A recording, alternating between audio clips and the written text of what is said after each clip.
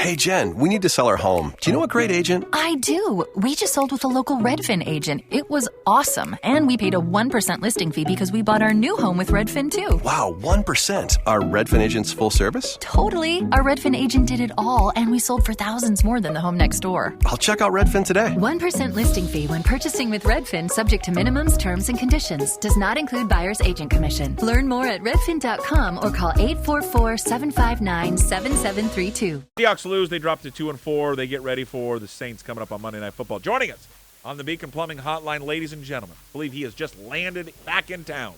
It's all brought to you by Wildwood Spirits, the fine, great-tasting distillery from the great John Howie. It is Michael Sean Dugar from The Athletic who covers the Seahawks. You can follow him on Twitter at Mike Dugar. Mike, let's start off with this. So we had a draft in our last segment, Dugar, of who would be the first reporter when he is made available to ask Jamal Adams about the football going off his face. We have you tied for second in our draft order of the person that would ask it first. Is it too low, or are you going to be number one on that list? Well, who is number one? We went with Bell. Oh, that's probably fair. I don't really ask questions that I know the answer to generally when it's something like that. And I mean, with injuries and Pete Carroll, you have to, right? You got to get the wait and see or whatever. But like if Russ throws a pick six, right? And I saw it, and I'm not gonna ask what happened on the pick six. He threw a pick six. You know, it's like that's the quote that he's gonna give 9 times out of 10 is not gonna be very colorful, and particularly when it's a negative play, guys aren't super into going into the details, especially after the loss. So, like, I think by the time we ask Jamal about that, he'll probably just say, yeah, you know, should have caught it. You know, something that's not going to be, you know, he's not going to give you anything insightful. We all saw it, right? What more could he possibly say than us watching it in slow-mo 100 times on Twitter? Jeez. That was a rough one. I mean, not even get hands on it. I mean, it just hits you right in the nose. I mean, if he wasn't wearing the visor, that damn thing's going to break his nose. Yeah, that was a heater. I mean, DK had one hit him in the face like that, actually. Last year, week 11 against the Cardinals, in the back of the end zone, actually, rushed through a heater. Yeah. Smacked him right in the face. So, I mean, and apparently Big Ben can still throw those, too. I mean, got to get your hands up, and you'll prevent that. It's kind of tough, though, being a reporter covering the team, isn't it, Michael Sean? Because you want to ask those questions sometimes, and I'm guilty of doing it over the years, and sometimes I sit there and I think, why in the hell did you ask that, Jim? And then other times I'm going, you know what, I might hit a home run here, or I might strike out and be heading back to the dugout. But when you're covering the team, you got to deal with these guys all the time. When you're a columnist, you drop in, you drop out. But it's a little bit different situation for you. Yeah, I mean, the key is to just be informed, right? Like, and don't make assumptions when it's something that you could pick up the phone and ask somebody about. You know, that's where I think a lot of people in our business get themselves in trouble. They got Wi-Fi and a WordPress account and then just become the authority, right? Making a lot of assumptions based on broadcast copy or whatever about the team, or questioning guys' heart or effort, which gets really tricky, especially in football where guys are injured a lot of the time and we don't know about it. That's where I think people really, really, really piss the players off.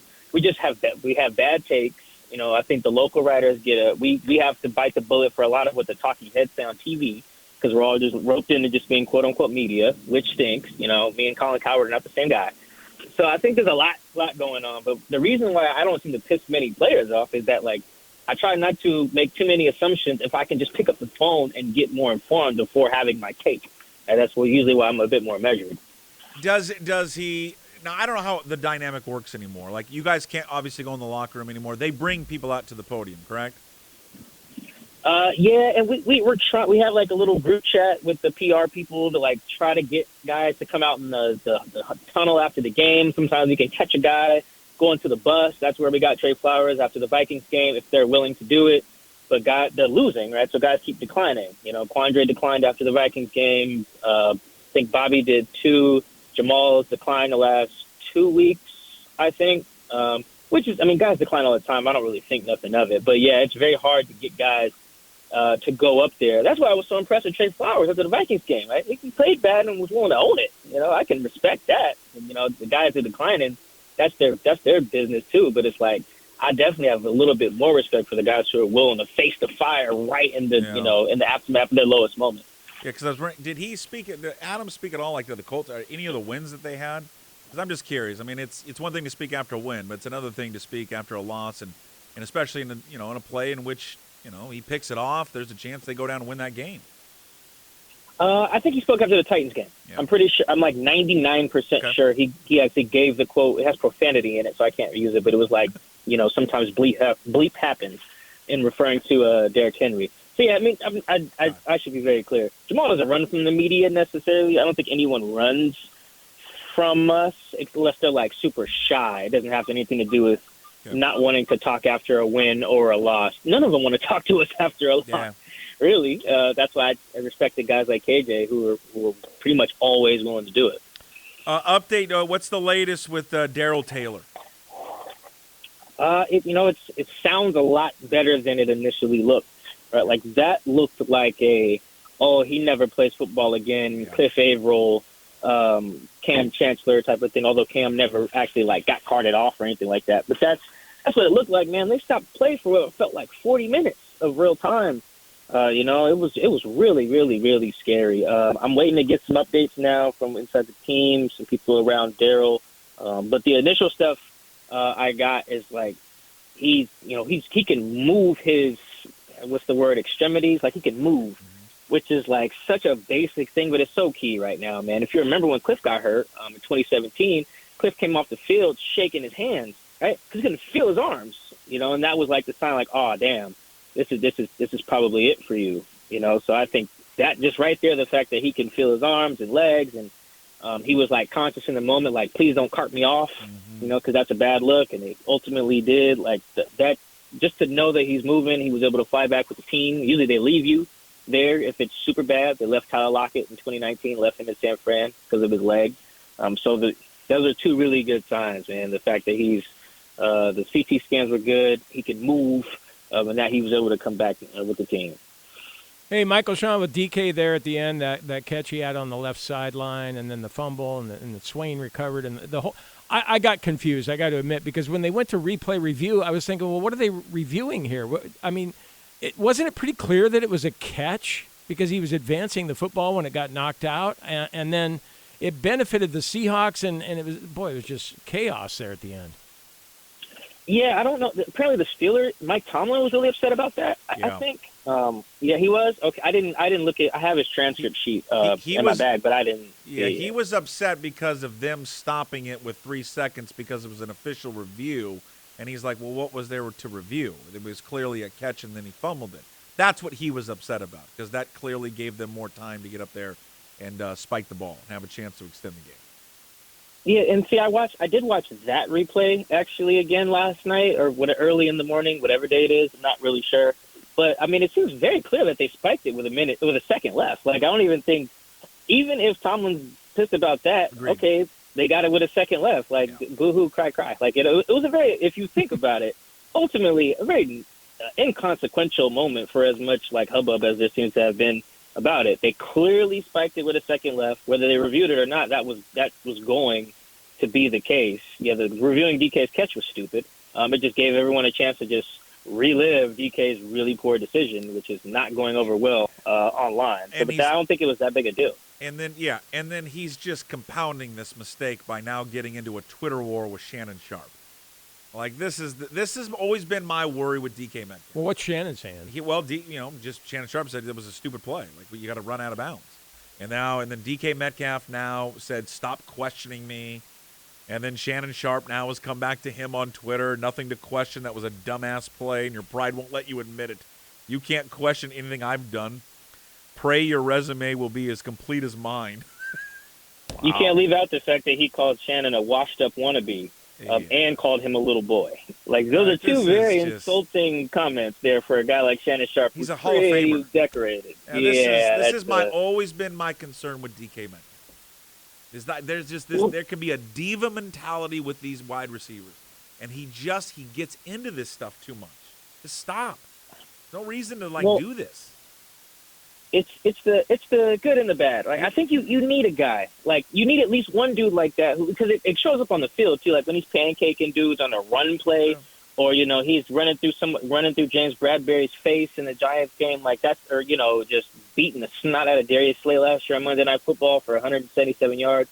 Like that's the same guy. The guy who wants to smoke with Shannon Sharpe on Twitter is the guy who wants to smoke with his opponent on the field.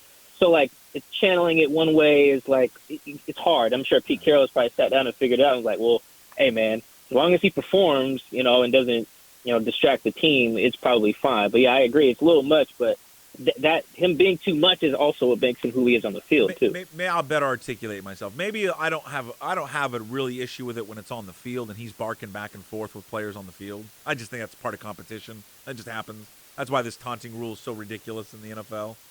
It's just this. There's no benefit for DK Metcalf right now to get into some argument on social media with Shannon Sharpe. Like there's no winner here. He's not going to win this, no matter what he does. Isn't it hard to lash out though when someone's lashing out at you? I mean, I don't know how it started. I think all he said was it was a bad play, and he should have stepped out of bounds, which is right. It was a bad play. And if the Steelers had recovered, I think DK would have been saying something different after the game. Oh, yeah, well, I think it goes back to what I was saying earlier about like the beef that players have with the talking heads in particular. They just feel, and I've talked to tons of players about this actually. They just feel like all the talking heads, even if they're former players, as you see, there's no like fraternity there that they're loyal to. They just feel like they just can say anything without consequences. They can be completely wrong. They can get the stats wrong, the facts wrong, the sentiment completely wrong, and there's nothing. They just go to the next segment, or their ratings get good, or they get a raise. And there's just no consequences. They want because they feel like they have consequences when they do things wrong in their profession and want the media to have the same thing. It doesn't work like that, but that's like at the root of their profession, which is why you see guys going after media members on Twitter so much. Yeah. Well, can you tell them that they want us to have opinions doing this stuff? I mean, that's the thing.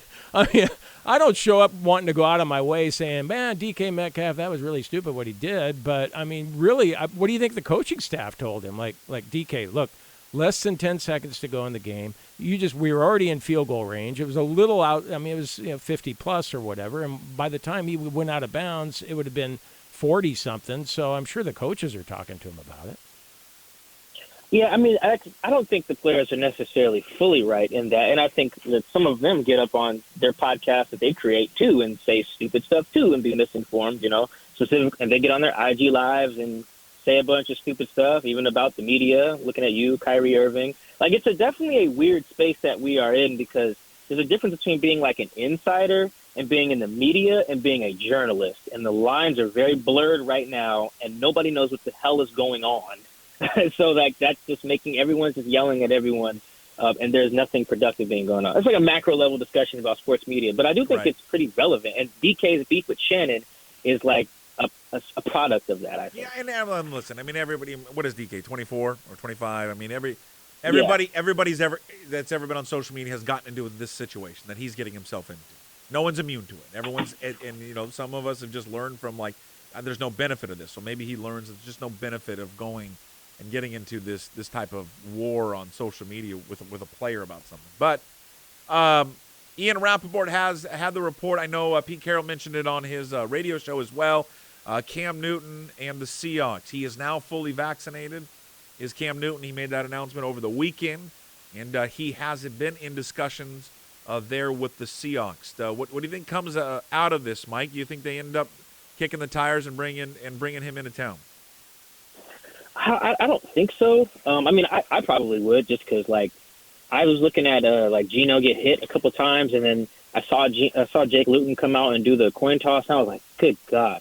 If something had happened to Geno right now, this would be just panic button level 5, right? And Cam wouldn't know the offense, so that would be, a problem as well. But Cam has instincts and talent, and he's seen so much, right? He can recognize that blitz disguise, safety's rotating, right? Like, and if the O-line's running the ball well, he'll hand it off. Anyone can do that. He can improvise. I just don't think it will. I think there's a sentiment around the league, and I don't know if the Seahawks feel this way directly, but that just Cam Newton's washed. And they feel like there's a sentiment that if you're not getting 2015, 16 Cam, then there's no reason to sign Cam. It's very all or nothing with him. Whereas you see some quarterbacks who used to be starters just get the chance to be backups. Even if they were really good, at a time. So I don't know why Cam is not getting that same type of opportunity, because he's willing to be a backup. So it's not about a mentality thing, but I just don't think that. Wait a minute. And that GMs think he's good. But isn't that why he wanted out of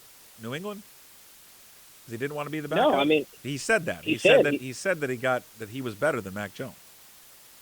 Right, but he also said in a little sit down with his dad that was a really bad idea. He said he was like, if they'd have asked me, Cam, we need you to be the backup, he would have been like, yeah, I'll do it. But then he hypothesized, and accurately, I believe, based on people I've talked to, that his aura and his presence, because of who he is, Cam Newton, the whole being a backup thing would have not went well with the other guys, including Mac. That I do believe, as silly as it is, I don't think Cam has a problem with being a backup at all. These guys know they're one play away. Look at Gino, right? They just know you're one thumb, finger, ankle, from starting the whole rest of the season. These guys know that. Well, what would it be? What would it mean, do you think, if they would have? Let's say they bring him in. I mean, does that mean that they don't think that he's ready to go in 2 weeks? To me, it seems like a bad idea to bring him in for 2 weeks if Russell Wilson's back for Green Bay. No, I don't think, because he's better than Jake Luton. I mean, yeah, but Jake Luton's not going to play. Right, but he could, and that's what backup quarterback. That's why the backup quarterback. It's like getting insurance for your car, right? You don't plan on crashing, of course not. Idiot runs the red light, and now you're on the phone with Geico, right? So I mean, it's a contingency plan, and you don't want it to. Jake Luton was very close to playing yesterday. T.J. Watt gets one more hit on Gino. Who knows what happened? He just turned it up in the second half there. You just have to be prepared, and it would cost you nothing. It would cost like $8 to throw Cam on the practice squad. Like that's nothing to have like a pretty good insurance policy. Well, I love you. I mean, you will have to disagree on this one.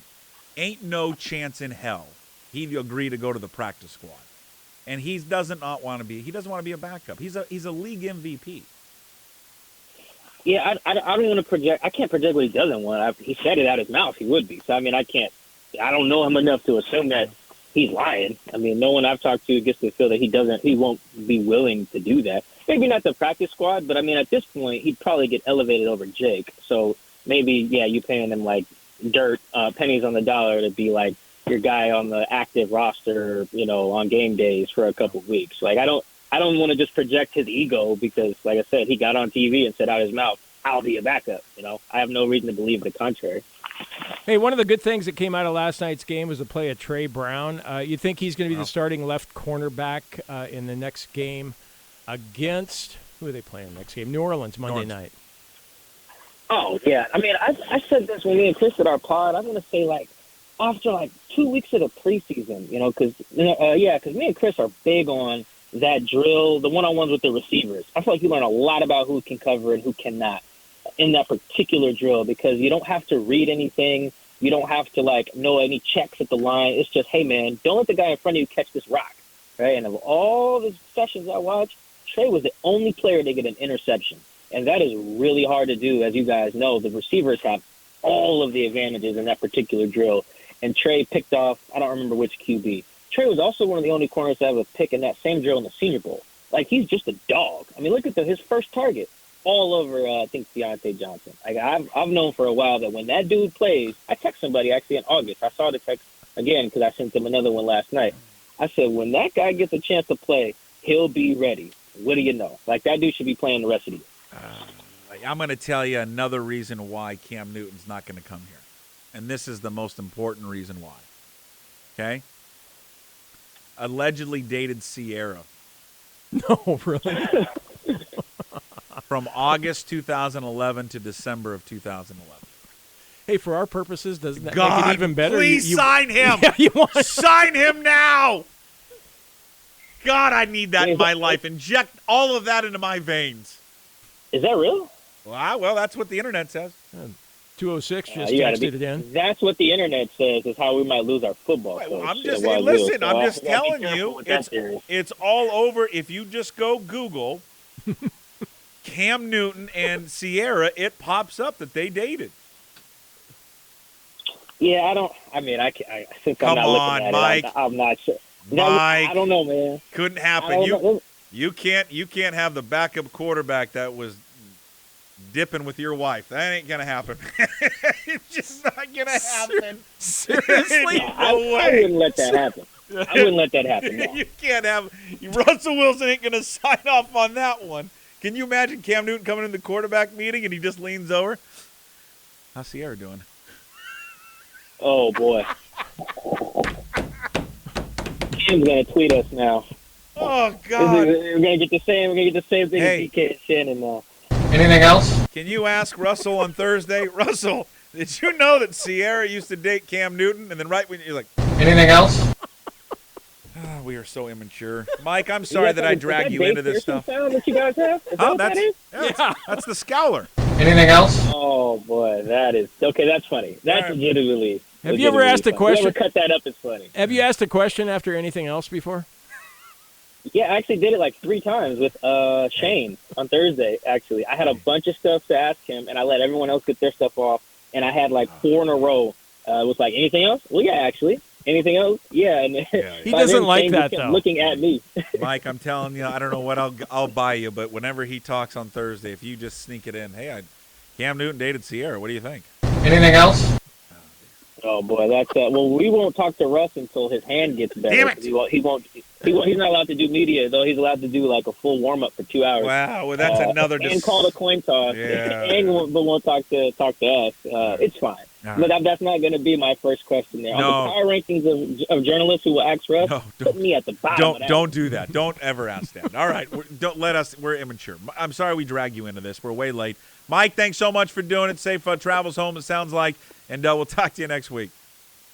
All right, you guys. Yeah, Michael Sean Dugar, The Athletic, brought to you by Wildwood Spirits. Fact or Fiction coming up. All right, we're here with Nina, who is hosting a little Tuesday get-together. And she has gone all out. Yep, she's done the fancy charcuterie thing.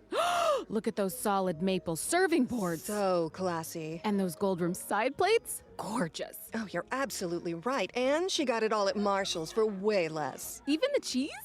No, not the cheese, but that to die for sequin top. Marshall's? Yep, Marshall's. Fabulous brands. Feel good prices at Marshall's.